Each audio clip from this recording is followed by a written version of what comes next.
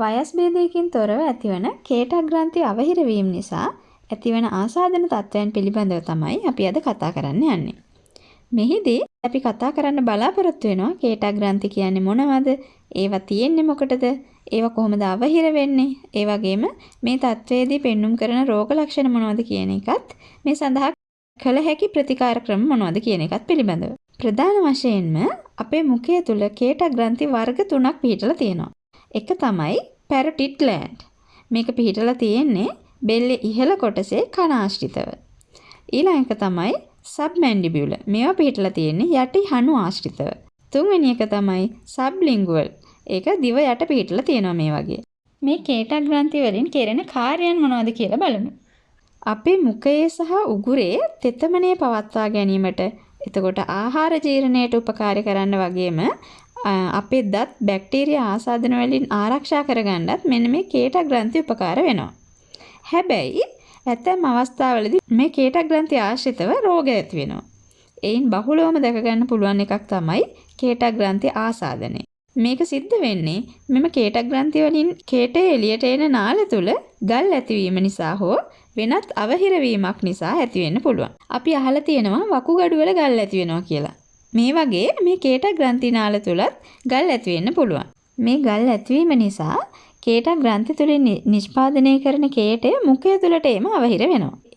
ඒ හේතුව නිසා කේටක් ග්‍රන්ථියවට ඉදිමීමට ලක් වෙනවා. ඒ වගේම රතු වෙනවා.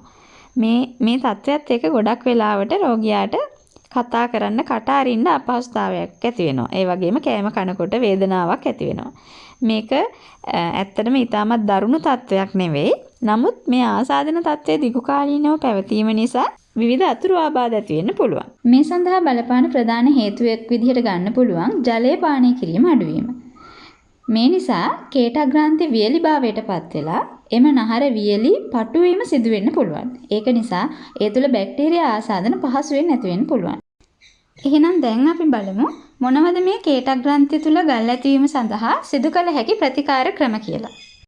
මේ බහුතරයක්ම ගල් ඉබේම ඉවත් වෙලා යනවා. කිසිදු ශල්‍ය කර්මයක් සිදු කරන්න අවශ්‍ය වෙන්නේ නැහැ. නමුත් ප්‍රමාණයෙන් විශාල ගල් ඇති වෙලා තියෙනවා නම් මේවා එන්ඩොස්කෝපි මගින් හරි එහෙම නැත්නම් ශල්‍ය කර්මයක් මගින් හරි ඉවත් කරන්න වෙනවා. සාමාන්‍යයෙන් මිලිමීටර 3ට 4ට වඩා වැඩි ගල් ඇති වෙලා තියෙනවා නම් මේක ශල්‍ය කර්මයකින් ඉවත් කරන්න ඕන. නමුත් අපිට මෙම රෝග තත්ත්වයේ මූලික අවස්ථාවේදීම ශල්‍ය කර්මයකට නොයා නිවසේදීම ප්‍රතිකාර කරගත හැකි ක්‍රම කීපයක් තියෙනවා.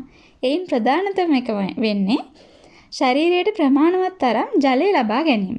ඊට අමතරව දෙහි යුෂ පානය කිරීම මගිනුත් මෙම රෝග තත්ත්වය බොහෝ දුරට වළක්වා ගන්න පුළුවන්.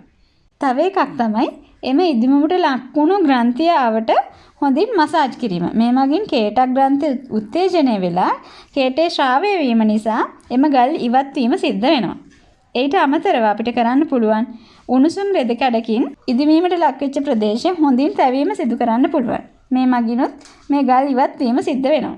ඒ වගේම තමයි ඇඹුල් දෙයක් හෝ පැණි රස දෙයක් කටේ දාගෙන සූපු කිරීම මගින් මෙම කේටක් ග්‍රන්ථි උත්තේජනය වෙලා ඒ කේටේ පිටවීමත් එක්කම මේ ගල් ඉවත් වීම සිද්ධ වෙනවා. ශල්‍ය කර්මයකට නොයා නිවසේදීම සිදු කරගන්න පුළුවන් මේ වගේ ප්‍රතිකාර ක්‍රම නිසා මෙම තත්ත්වය පහසුවෙන් සුව කරගන්න පුළුවන්.